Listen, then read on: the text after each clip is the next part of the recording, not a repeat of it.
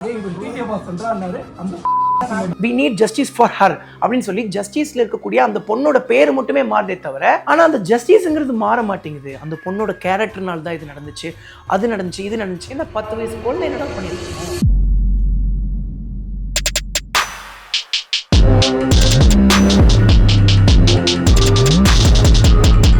வணக்கம், நான் உங்க வாசன். நல்லா எப்படி இருக்கீங்க? நல்லா இருப்பீங்க நம்புறேன். டிடிஎஃப் இந்த வீடியோல வந்து பார்த்தீங்கன்னா நிறைய விஷயங்கள் பேச வேண்டியது இருக்கு. அவ்வளவு அநியாயங்கள் நடந்துட்டு இருக்கு நாட்டில். ஏன் சரி கொஞ்சம் பீஸ்ஃபுல்லா போயிட்டு வரலாம்னு சொல்லி இந்த குடிமகனால ஒரு பயங்கரமான ஒரு டார்ச்சர் அனுபவிச்சிட்டேன். இதை பத்தி தானே பேசுனேன். எனக்கு அது தெரியும். யார் உன் பேச்சு நான் பேசுறேன். இது நல்லா இல்லைனா நான் மட்டும் இல்லைங்க, நம்ம நாட்டில் இருக்கிற அத்தனை பேர் வந்து பார்த்தீங்கன்னா இந்த குடிமகன்கள்னால டார்ச்சர் அனுபவிச்சுட்டு இருக்கோம். அத்தனை அக்கிரமங்கள் பண்ணிட்டு இருக்காங்க. எல்லாரையும் தப்பு சொல்லுங்க. ஒரு 70% பேர் வந்து பார்த்தீங்கன்னா சொல்றீங்க. அந்த மாதிரி வந்து பார்த்தீங்கன்னா எனக்கு என்ன நடந்துச்சு, மக்களுக்கு என்ன நடந்துட்டு இருக்கு அப்படின்னு சொல்லி ஃபர்ஸ்ட் விஷயம் பேச போறேன். ரெண்டாவது வந்து பார்த்தீங்கன்னா சூலூர் பிரச்சனை வந்து பார்த்தீங்கன்னா நம்ம தங்கச்சியை வந்து பார்த்தீங்கன்னா ஒரு பார்த்துட்டிங்கன்னா அநியாயமா சாக்லேட் வாங்கி தரேன்னு சொல்லி கூப்பிட்டு போய் ரேப் பண்ணி சாவச்சிட்டான். கொடுமைப்படுத்திருக்காங்க சார். மூஞ்சி எல்லாம் கல்லெல்லாம் வச்சு குத்தி ஃபுல்லா பேத்தெடுத்து உடம்பு ஃபுல்லா காயும் சார். 10 வயசு தான் சார் ஆச்சு குழந்தைக்கு. ஒரு வாட்டி வந்து பார்த்தீங்கன்னா we need justice for her, we need justice for her அப்படின்னு சொல்லி ஜஸ்டிஸ்ல இருக்கக்கூடிய அந்த பொண்ணோட பேர் மட்டுமே மாறுதே தவிர ஆனா அந்த ஜஸ்டிஸ்ங்கிறது மாற மாட்டேங்குது. எல்லாருக்குமே வெறுப்பு வராதா? ஏன்னா இப்படி நடந்துட்டு இருக்குன்னு சொல்லி வெறுத்து போய் உட்கார்ந்துட்டு இருக்கீங்க. நானுமே ஸோ வந்து எல்லாமே நான் பேசுறேங்க, எல்லாமே பேசுறேன். ஸோ ஃபர்ஸ்ட் வந்து பார்த்தீங்கன்னா குடிமகன்கள்னால எத்தனை நம்ம மக்கள்கள் என்னென்ன அனுபவிச்சுட்டு இருக்காங்க, நான் என்ன அனுபவிச்சிருக்கேன்னு சொல்லி பார்க்குறேன். ஸோ வந்து அவ்வளவு ரோடு ஆக்சிடென்ட்ஸ் இந்த ட்ரங்க் அண்ட் ரைட்ஸ் மூலியமாக தான் நடக்குது. ஈவன் தோ எனக்கும் அந்த மாதிரி ஒரு ஆக்சிடென்ட் நடந்திருக்கு, உங்க எல்லாத்துக்கும் தெரியும். பட் டிடி வாசன் ஒரு ஆக்சிடென்ட் ஆயிடுச்சு. ஸோ இதனால தான் அப்படின்னு சொல்லி அவங்க கிளைம் பண்றாங்க. ஸோ அதுக்காக பயங்கரமான ஸ்ட்ரிக்ட் ஆக்ஷன்ஸ் எடுக்கிறாங்களா? சூப்பர். அது ஒரு எக்ஸாம்பிள் ஆக்குறாங்களா? சூப்பர். இது வரைக்கும் நான் எல்லா டைமும் சூப்பர் தான் சொல்லியிருப்பேன். ஈவன் தோ நம்மளோட ரிட்டர்ன் ஆஃப் ப்ராப்பர்ட்டி கார் வந்து பார்த்தா கிட்டத்தட்ட 2.5 வருஷம் வந்து பார்த்துட்டிங்கன்னா நம்மளோட மதுரையில் வந்து பார்த்தீங்கன்னா நின்றுட்டு இருந்துச்சு. ஸோ வந்து அந்த காரை எடுக்க போகும்போது அத்தனை பேதரையில் இருக்கும்போது இந்த மாதிரி கவர்மெண்ட் பண்றதை நான் வரவேற்கிறேன். ஒரு காரை சீட் பெல்ட் போடலை அப்படிங்கறதுக்காக ஒருத்தனை அரெஸ்ட் பண்ணி உள்ள வைக்கிறதுக்காக போலீஸ் ட்ரை பண்றாங்க.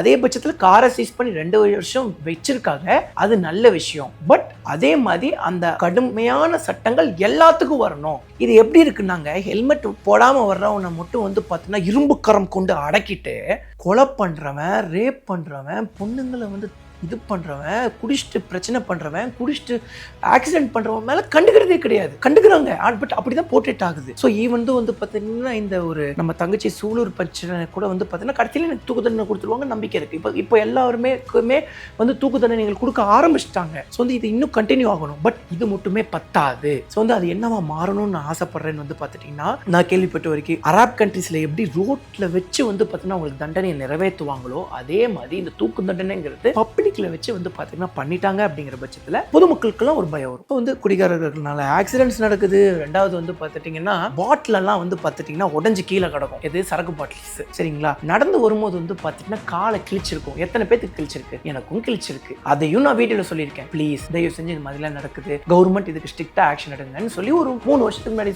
சொல்லியிருந்தேன். இன்னும் வந்து பாத்தீங்கன்னா எல்லா இடத்துலயும் பாட்டில் எல்லாம் கீழே கிடக்குது.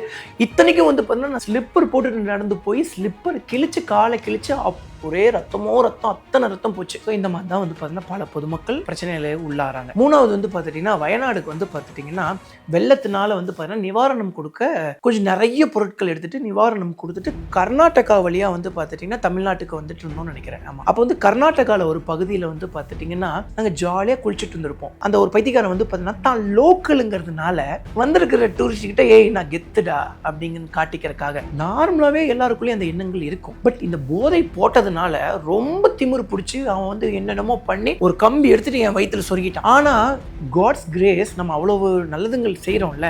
ஸோ இந்த லைஃப் ஜாக்கெட் போட்டிருந்தால அந்த லைஃப் ஜாக்கெட்ல குத்தி நான் காப்பாற்றப்பட்டுட்டேன். ஸோ வந்து அதுக்காகவும் வந்து பார்த்தீங்கன்னா கவர்மெண்ட் ஆக்ஷன் எடுங்கப்பா அப்படின்னு சொல்லியிருந்தேன் 2-3 வருஷத்துக்கு முன்னாடி. அதுக்கும் எந்த ஒரு ஆக்ஷன் எடுக்கல. அதுக்கப்புறம் வந்து பார்த்தீங்கன்னா ஹயபுசால நான் பைக் ஓட்டிட்டு வந்துட்டு இருக்கும்போது ஒருத்தர் வந்து பார்த்தீங்கன்னா ஏய் அப்படிங்கிறார். அவரும் அது போதையில் இருந்தார். இந்த மாதிரி தான் வந்து பார்த்தீங்கன்னா ரோட்ல நடந்து போறவங்களுக்கு, பைக்ல போறவங்களுக்கு, பஸ்ல போறவங்களுக்கு இந்த குடிமகன்கள் டார்ச்சர் பண்ணிட்டு இருக்காங்க. இன்னும் வந்து பார்த்துட்டீங்கன்னா இந்த குடிமகன்கள் எனக்கு செக்ஷுவல் ஹராஸ்மெண்ட் மட்டும் தான் தரல. அதை கூட நான் சிரிச்சுட்டு சொல்ல வேண்டிய வேதனையில இருக்கேன். ஏன் வாசா இப்படி சொல்ற?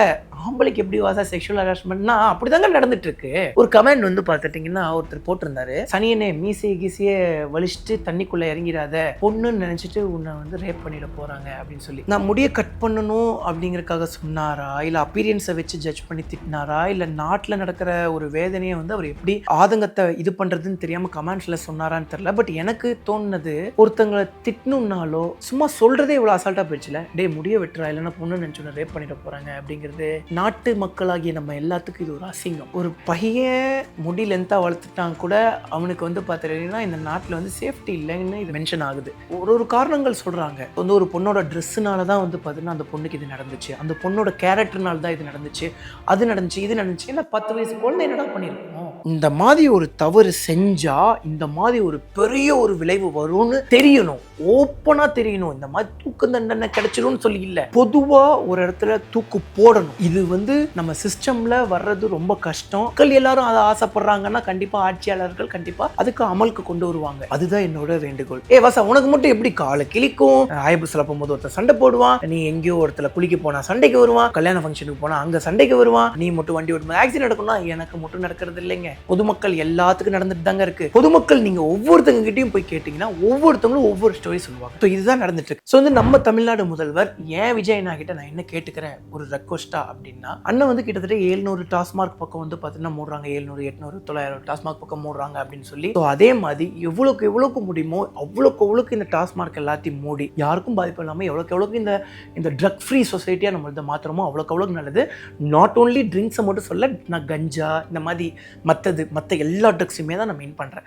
எல்லாத்தையுமே வந்து பார்த்தீங்கன்னா ஸ்டாப் பண்ணால் மட்டும்தான் வந்து பார்த்துட்டிங்கன்னா இந்த ஒரு க்ரைம் ரேட்டே வந்து பார்த்தீங்கன்னா நம்மளோட தமிழ்நாட்டில் இல்லை உலகத்திலே வந்து பார்த்தீங்கன்னா கம்மி பண்ண முடியும்.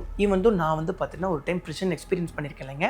அங்கே ஒருத்தர் வந்து பார்த்தீங்கன்னா வெட்டிட்டேன்னு சொல்லி பேசுவார், ஆனால் நல்லா பேசுவார், நல்ல மனுஷன மாதிரியே ஃபீல் ஆகும். என்னங்க இவ்வளோ நல்லா பேசுகிறீங்க அப்படின்னா, தெரியாமல் போதையில் பண்ணிட்டப்பா, இன்னொருத்தர் போதையில் பிரச்சனை பண்ணிட்டப்பா, இந்த மாதிரி போதையில் பிரச்சனை பண்ணிட்டேன். அதே தாங்க எல்லா இடத்துலையும் நடக்கும். இந்த போதையினால தான் நிறைய பேர் தப்புகளே செய்கிறாங்க. அப்போ இந்த போதை இல்லாமல் போயிட்டா அப்போ வந்து கிட்டத்தட்ட 50-50 கிரைம் ரேட்டை கம்மி பண்ணலாம்ல. ஸோ வந்து இதுதான் நான் விஜய் நாய்கிட்ட ரெக்வஸ்ட் பண்ணிக்கக்கூடிய விஷயம். ஸோ வந்து இப்போ எனக்கு என்ன நடந்துச்சு அப்படின்னு சொல்லி நான் எக்ஸ்பிளைன் பண்ணுறேங்க. போன vlog பார்த்து நம்ம டிடிஎஃப் எல்லாருக்கும் தெரியும் எவ்வளோ ஜாலியாக எவ்வளோ ஃபன்னாக இருந்திருப்போம் அப்படின்னு சொல்லி. செம்ம ஜாலியாக இருந்தோம். என்ன ஆச்சு அப்படின்னாங்க, எனக்கு வந்து ஒரு ஃப்ரெண்ட் இருக்காரு, அவருக்கு வந்து பார்த்தீங்கன்னா ஊட்டியில் கல்யாணம். அந்த டேட்டில் வந்து பார்த்துட்டிங்கன்னா எனக்கு ஆல்ரெடி வேலை இருக்குது. அந்த வேலையெல்லாம் முடிச்சு அப்படியே வந்து பார்த்தீங்கன்னா டேரெக்டாக ஊட்டிக்கு வரக்கு கொஞ்சம் டிலே ஆயிடுச்சு. பட் எப்படியோ வந்து பார்த்துட்டிங்கன்னா நான் மேரேஜில் கலந்துக்கிட்டேன். கொஞ்சம் டிலே ஆனதுனால நான் பிரேக்ஃபாஸ்ட் சாப்பிடல, எனக்கு கல்யாண ஃபங்க்ஷனுக்கு வரணும் அப்படிங்கிறக்காக நைட்டு பகலுமா வண்டி ஓட்டிட்டு வந்துட்டு இருந்தோம். பயங்கர டயர்டு. அதுக்கப்புறம் சாப்பிட போகலான்னு நினைக்கும் போது ஃபுல்லாக கூட்டமாக இருந்துச்சு. சரி வெளியே போய் சாப்பிடலாம் அப்படிங்கும்போது நம்மளோட சுபாஷ் தம்பிலாம் இருந்தாங்க. ஸோ அவங்க வந்து பார்த்தீங்கன்னா இல்லை நீங்கள் வந்து கல்யாணத்தில் தான் சாப்பிடணும் அப்படின்னு சொல்லி ஸ்டாப் பண்ணி வச்சிட்டாங்க. ஐயோ எனக்கு ரொம்ப பசி, காலையில் சாப்பிடலையே நான். வாங்க நான் சாப்பிட்ருவோம், உட்காந்துருவோம். கூட்டமாக இருக்காங்களா? சரி என்ன இடம் பிடிச்சிடுறேன். அப்போ நாங்கள் ரூமில் வெயிட் பண்ணுறோம். நான் ஃபுட் சாப்பிட்டுட்டு இருக்கேன் ரூமில், கூப்பிடுங்க நான் வந்துடுறேன். அப்படியா? சரி ஒன்றும் பிரச்சனை, நான் வெயிட் பண்ணுறேன், நோ ப்ராப்ளம். சரி கல்யாணத்துலேயே சாப்பிட்டுக்கலாம்னு சொல்லி எதுக்கு நம்ம போயிட்டு நின்றுட்டு கொஞ்ச நேரம் ஆகட்டுமே, ஃப்ரீயானதுக்கு சாப்பிட்டுக்கலாமே கொஞ்சம் நேரம் வெயிட் பண்ணிட்டு இருந்தேன். அதுக்கப்புறமும் ஃப்ரீ ஆகிற மாதிரி இல்லை, சரி நம்மளே போய் லைனில் நின்று சாப்பிட்டுருவோம்னு சொல்லி லைனில் நின்று அதுக்கப்புறம் போய் சாப்பிட உட்காந்தாச்சு. சரியான பசிங்க, போய் உட்காந்து சாப்பிட ஆரம்பிச்சிட்டேன். சாப்பிட்டுட்டு பிரியாணி போட்டிருந்தாங்க. அதுவும் இல்லாமல் நான் அவ்வளோ ஆசாசியாக போனேங்க கல்யாணத்துக்கு. ஏன்னா வந்து பார்த்தீங்கன்னா கிறிஸ்டின் வெட்டிங் இது வரைக்கும் நான் போனதே கிடையாது. கிறிஸ்டின் வீட்டுக்குள்ள பிரியாணி போடுவாங்கங்கிறது இப்போ தான் எனக்கு தெரியும். ஸோ அப்படி சர்ச் வெட்டிங் எப்படி இருக்கும்னு சொல்லி எக்ஸ்பீரியன்ஸ் பண்ண போனேன். அவ்வளோ சூப்பராக இருந்தது.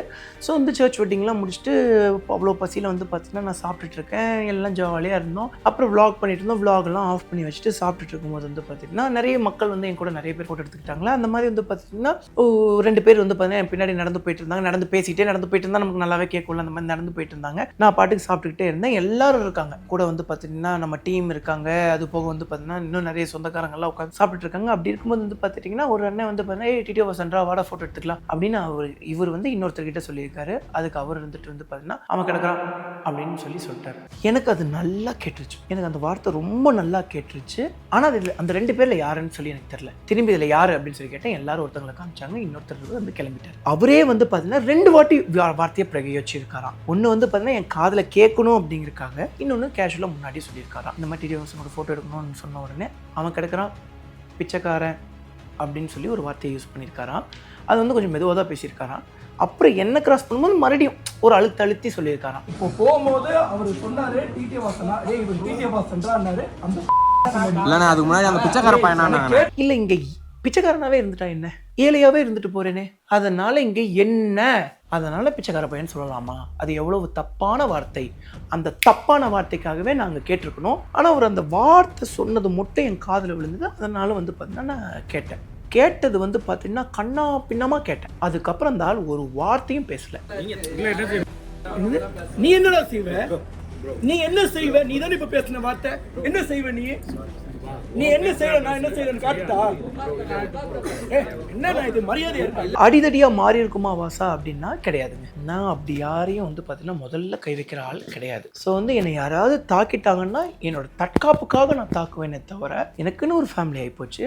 அது போக வந்து பார்த்தீங்கன்னா இதுதான் நம்மளோட எத்திக்ஸ். நம்ம என்ன ரவுடியா மற்றவங்களெல்லாம் அடிச்சுட்டு இருக்கிறதுக்கு? அவர் வந்து கேட்குறாரு, இப்போ என்ன பண்ணுவேன் நீ, என்ன பண்ணுவேன் நீ? ஹேய், நீ தப்பு பண்ணிட்ட, அதுக்கு ஒரு அப்பாலஜிஸ் பண்ணல, அவ்வளோ வேதனையில் இருக்கேன், அவ்வளோ பசியில் இருக்கேன், அந்த பசியில் நான் சாப்பிட மூடிட்டு நான் கிளம்பி போகிறேன். நியாயமான கோபம் தான் என்னோடது, நியாயம் இல்லாத கோபம் கிடையாது. ஏன் வாசா இந்த மாதிரி வேஸ்ட் கமெண்ட்ஸ்க்கெல்லாம் நீ வந்து ரியாக்ட் பண்ணுறேன்னா டிடிஎஃப் இது ஏன் செல்ஃப் ரெஸ்பெக்ட். டிடிஎஃப் இப்போ நான் சொல்கிறேன், ஏன் நம்ம கமெண்ட்ஸ் கீழே யார் எந்த கெட்ட வார்த்தை போட்டிருந்தாலும் சில வாட்டி டெலிட்டே பண்ணிக்க மாட்டாங்க, சில வாட்டி டெலிட் பண்ணியிருப்பாங்க. ஸோ வந்து அப்படியே விட்டுருப்போமே, அதுக்கு நான் ஒரு பெருசாக ரியாக்ட் கூட பண்ணியிருக்க மாட்டேன், சில வாட்டி லைக் கூட போட்டுட்டு போயிடுவேன். ஸோ வந்து கமெண்ட்டுக்கு கீழே போடுறவங்களெல்லாம் நான் மதிக்க கூட மாட்டேன். நேரில் ஒருத்தர் பேசுகிறாருன்னா அவருக்கு என்ன ஒரு திமிர் இருக்கும், அது தவறு தானே. அது பேசுகிற வார்த்தைகள்னு இருக்குல்ல, அவங்க அப்படி இருக்கிறதுனால தாங்க அப்படி பேசுகிறாங்க.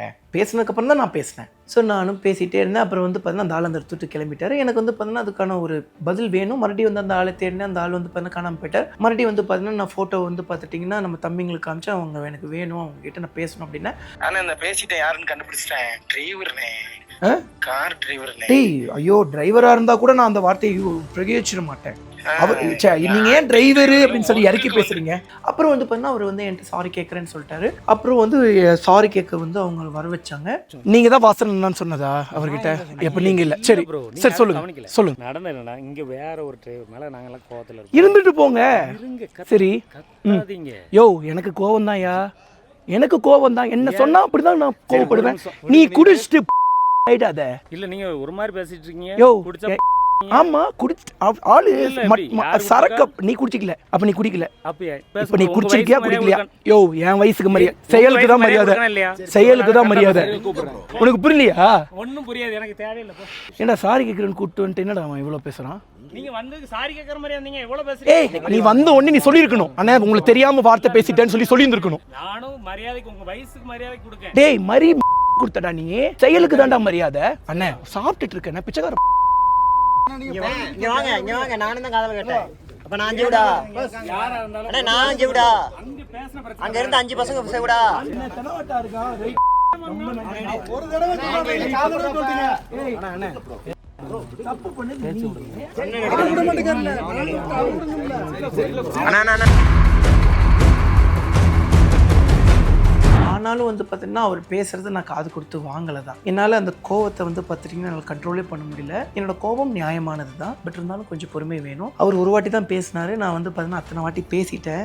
என்னால் அந்த வழியை வந்து எனக்கு ரொம்ப கோவம் வருங்க, எனக்கு ரொம்ப கோவம் வரும். ஸோ வந்து இப்போவும் நான் சொல்கிறேன், நான் எல்லாருக்கிட்டையும் எவ்வளோ மரியாதையாக பேசுவேன்னு உங்களுக்கே தெரியும். அப்படி இருக்கிற நான் வந்து அவ்வளோ ட்ரிகர் ஆகிட்டேன்னா இந்த அளவுக்கு என்னை ட்ரிகர் பண்ணியிருப்பான் அந்த ஆள். ஒரு சாரின்னு சொல்லியிருந்தா நான் கிளம்பி இருந்திருப்பேன். இல்லைங்க, கரெக்டு தான். அந்த ஆள் பண்ணது தப்புன்னு சொல்லலைங்க, அந்த ஆள் நான் தப்பே பண்ணலைங்கிறான். அதுதான் என் பிரச்சனை. ஸோ வந்து குழந்தைங்கலாம் வந்து பார்த்துட்டிங்கன்னா இன்னொரு குழந்தைய வந்து ஏதாவது ஒன்று சொல்லிட்டு இருக்கோம். அப்போ வந்து அந்த குழந்தை வந்து திரும்பி ஏன் என்னை இப்படி சொல்கிறேன் அப்படின்னா, நான் உங்ககிட்ட பேசிட்டு இருந்தேனா, நான் இங்கே தானே பேசிட்டு இருந்தேன் அப்படின்னு சொல்லி குழந்தை சொல்லும். அதே மாதிரி அந்த ஆள் ஏன் இந்த மாதிரி என்னை பற்றி பேசிட்டு இருக்கேன்னா, நான் உங்ககிட்ட பேசினேன்னா இங்கே தானே பேசிட்டு இருந்தேங்கிறாங்க. இந்த சண்டை நடந்துக்கிட்டே இருக்கும்போது வந்து பார்த்துட்டிங்கன்னா ஒருத்தர் சொன்னார், ப்ரோ அவர் டிரைவர் ப்ரோ அப்படின்னு சொல்லி சொன்னாங்க. நான் அந்த சண்டையிலையும் அவர் மேலே அவ்வளவு கோபம் இருந்தாலும் நான் என்ன வார்த்தை சொன்னேன்னா, அவர் டிரைவராக இருக்காரு அப்படிங்கிறதுனால அவர் வந்து பார்த்தீங்கன்னா நான் சார் வந்து டிரைவர் தான், ஆனால் வேலையை வந்து பார்த்தீங்கன்னா நான் என்றைக்குமே குறைச்சி பேச மாட்டேன், டவுன் பண்ணி பேசிட மாட்டேன். அவர் மனிதர், அவரும் மனிதர் தான். அவர் பண்ண செயலை தான் நான் தப்புன்னு சொல்கிறேனே தவிர அவர் பண்ண ப்ரொஃபஷனல் அதையெல்லாம் நான் சொல்லலை. நான் அஃப்கோர்ஸ் வந்து பார்த்தீங்கன்னா பாதிக்கப்பட்டவங்க, நான் அவ்வளோ கோவத்தில் தான் இருப்பேன். ஆனால் என்கிட்ட வந்து பார்த்தீங்கன்னா அந்த ஆள் சாரி கேட்கலைங்க. ஆனால் வந்து கல்யாண வீட்டுக்காரங்களும் வந்து பார்த்தீங்கன்னா என்கிட்ட வந்து அவங்கள சாரி கேட்க வைக்கலைங்க. பட் நான் அவங்கள மட்டும் கூட சொல்லிட மாட்டேன், ஏன்னா என்னோட ஃப்ரெண்டு வந்து பார்த்தீங்கன்னா மேடையில் இருக்காரு. ஸோ வந்து வந்து அவர்கிட்ட சொல்லி இதை ரொம்ப பெரிய பிரச்சனை பண்ணி அப்படி பண்ணுறதுக்கு நான் விரும்பல. அந்த இடத்த விட்டு நானும் கிளம்பி வந்துட்டேன் அப்படியே. அடுத்தது வந்து பார்த்தீங்கன்னா இந்த பிரச்சனையே நான் ஏன் பேசலை, ஸோ வந்து நீ வந்து வாசா ஒரு டிவிக்கே கட்சிக்காரன், ஸோ அதனால தான் வந்து பார்த்தீங்கன்னா இந்த பிரச்சனையை பற்றி பேசலைன்னு சொல்லி நிறைய கமெண்ட்ஸ் வந்துச்சு. அண்ட் வந்து ஒவ்வொருத்தங்க ஒவ்வொரு காரணம் சொல்லிட்டு இருக்காங்க. எங்க நான் எந்த கட்சிக்காரனவோ இருந்துட்டு போகிறேன், நான் மனிதன், எனக்கும் அக்கா தங்கச்சி இருக்குது, எனக்கும் ஒய்ஃப் இருக்குது, எனக்கும் அம்மா இருக்குது. இந்த பிரச்சனையை நான் பேசலைன்னு சொல்லி நினைக்கிறீங்க. இந்த தங்கச்சியோட இன்சிடென்ட் வந்து பார்த்தீங்கன்னா 21ஆம் தேதி நடந்திருக்கு, 22ஆம் தேதி கண்டுபிடிக்கப்பட்டிருக்காங்க அப்படின்னு சொல்லி சொன்னாங்க.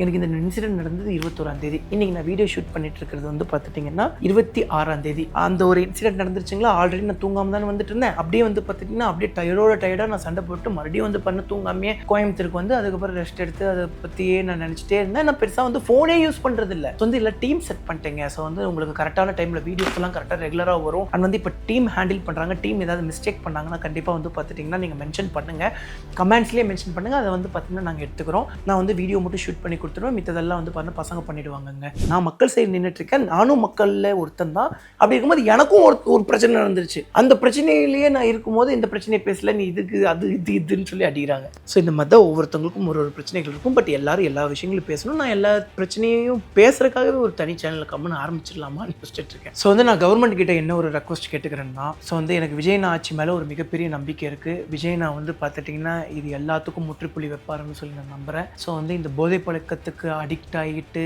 பண்ணுற விஷயங்கள் தான் எல்லாமே. இப்போ நம்ம இந்த சூலூர் இஷ்யூவில் வந்து பார்த்துட்டிங்கன்னா இந்த போதை பற்றி எதுவும் பேசலை. ஸோ தான் அவன் வந்து போதையில் இருந்தான் அப்படி இப்படின்னு சொல்லி. பட் நிறைய பிரச்சனையில் வந்து பார்த்தீங்கன்னா போதையில் இருக்கிறது தான் ஒரு மெயின் காரணமாக இருக்குது. போதைகள்னால் இந்த ஒரு போதைகள் மட்டும் கிடையாது. மெயினாக நம்ம அழிக்க வேண்டிய போதை இந்த கஞ்சா போதை. ஏன்னா கஞ்சா போதைக்கு பற்றி நான் சொல்கிறேங்க, இந்த சரக்கு அடிச்சுட்டு பிரச்சனை பண்றவங்கள விட இந்த கஞ்சா அடிச்சுட்டு பிரச்சனை பண்றவங்க தான் ரொம்ப ஜாஸ்தி. கஞ்சா போதையில் இருசக்கர வாகனத்தில் செல்போன் கடை, டீ கடை, இந்த மாதிரி கடைகளுக்கு சென்று பணம் கேட்டு மிரட்டி பணம் தராதவர்களை அவர்கள் வந்து பட்டாக்கத்தியால் வெட்டியுள்ளார்கள். சரக்கு போதையை விட கஞ்சா போதை பயங்கரமா இருக்கும்னு சொல்றாங்க. அதே மாதிரி சரக்கு போதையை விட இந்த கஞ்சா வந்து பார்த்தீங்கன்னா விலை கம்மியா இருக்கும். அதே மாதிரி நிறைய நாள் யூஸ் பண்ணிக்கலாம் இந்த மாதிரிலாம் சொல்றாங்க. ஸோ அது போக அது இல்லீகல். அது எல்லாத்தையுமே வந்து பண்ணி ஸ்டாப் பண்ணணும். எல்லா போதைகளையும் நம்ம தமிழ்நாட்டில் கம்மி பண்ணால் நம்ம நாட்டில் இருக்கக்கூடிய ஒரு 50% பிரச்சனைகளை தீர்வு காண முடியும்னு என் சைடு நான் நம்புகிறேன். அண்ட் வந்து நிறைய வீடியோஸில் பேசிகிட்டு இருக்கும்போது வந்து பார்த்தீங்கன்னா மது பிரியர்கள் சில பேர் வந்து பார்த்தீங்கன்னா கோவப்படுறாங்க.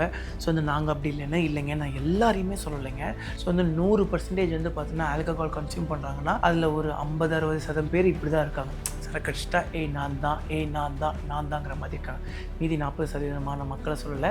கிட்டத்தட்ட 1,30,00,000 பேர் வந்து பார்த்தீங்கன்னா ஆல்கஹால் கன்சியூம் பண்ணுறாங்க அப்படின்னு சொல்லி நான் கேள்விப்பட்டேன். அதில் வந்து கிட்டத்தட்ட 70 லட்சம் மக்கள் வந்து பார்த்தீங்கன்னா டெய்லி குடிக்கிறாங்களா. டெய்லி குடிக்கிறவங்கனால கண்டிப்பாக பிரச்சனை இருக்கும். வீட்டில் இருக்கிற பிரச்சனையை சரி பண்ணால் நாட்டில் இருக்கிற பிரச்சனையை சரி பண்ணலாம். ஸோ வீட்டில் பிரச்சனை நடந்துட்டு இருக்கும். ஸோ அதனால் ஒகேஷனல் ட்ரிங்கர்ஸை நான் எதுவும் சொல்லலை. ஸோ வந்து குடிச்சு போட்டு இப்படி மற்றவங்கள அநியாயம் பண்ணி டார்ச்சர் பண்ணி வாழ்க்கையை அழிக்கிறவங்க தான் வந்து பார்த்தீங்கன்னா சொல்கிறேன். வந்து ஒரு மிகப்பெரிய ஒரு மாற்றம் நடக்கும்னு சொல்லி நான் எதிர்பார்க்குறேன். கண்டிப்பாக நடக்கும் அப்படின்னு சொல்லி நான் நம்புகிறேன். ஓகேங்க, ஸோ வந்து இந்த வீடியோ இதை எண்ட் பண்ணிக்கிறேன். என் பண்ணுறதுக்கு முன்னாடி இன்னும் ஒரே ஒரு ரெக்வஸ்ட் கேட்டுக்கிறேன். தூக்கு தண்டனை கொடுக்கறது மட்டுமே தீர்வு கிடையாது. அந்த தூக்கு தண்டனை கொண்டு வந்து பொதுமக்கள் முன்னாடி வந்து பார்த்தீங்கன்னா வச்சு நிறைவேற்றுறது தான் வந்து பார்த்துட்டிங்கன்னா எல்லாருக்குள்ளேயும் ஒரு பயத்தை உண்டாக்கி, ஏன்னா பண்ணுறவனுக்குன்னு இல்லை, நார்மலாக பேசும்போதே வந்து பார்த்தீங்கன்னா அந்த விஷயம் வரணும். எப்படி வந்து பார்த்துட்டிங்கன்னா டேய் மீசையை எடுத்து தண்ணியில் குளிச்சிடாதுன்னா அவனை ரேப் பண்ணிடுவாங்கன்னு சொல்லி ஒருத்தங்க கமெண்ட் போடுற அளவுக்கு ஒரு பேச்சு வாக்கில் தம்பி தெரியாமல் அந்த பொண்ணை விளையாட்டாக கையை பிடிச்சி இழுத்துறாதப்பா, நடு ரோட்டில் ஓட விட்டு உன்னை சுற்றுவாங்கன்னு சொல்லி பேச்சு வழக்கில் வரணும். வந்தால் இது எல்லாம் மாறும்னு நான் நம்புகிறேன். மக்களாகிய நீங்கள் என்னென்ன கருத்துக்கள் சொல்கிறீங்கன்னு சொல்லி சொல்லுங்கள். அண்ட் வந்து பார்த்தீங்கன்னா அடுத்தது நான் என்ன பண்ணணும்னு நீங்களே கமெண்டில் சொல்லுங்கள். எனக்கு இந்த மாதிரி ஒரு இன்சிடென்ட் நடந்தது, அடுத்தது நான் என்ன பண்ணட்டும்னு சொல்லி நீங்கள் சொல்லுங்கள். பட் அவர் என்னை தாக்கி இருந்தாருன்னா அங்கே நடந்திருக்கிறது வேறு.